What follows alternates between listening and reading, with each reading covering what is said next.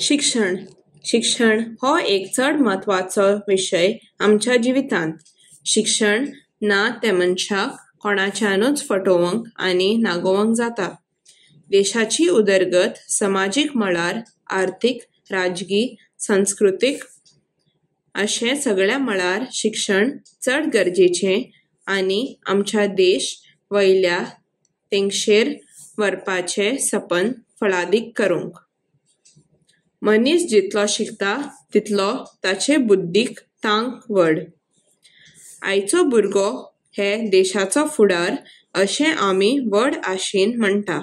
तेन्ना ह्या वेळार ताचे बरे संस्कार आनी ताचे शिक्षण आमचो देश गिरेस्त करतलो. संवसारांत जावपी वायट आनी अन्याय थांबोवंक शिक्षणांतल्यान कायदे जाणा जावंक चड गरजेचें.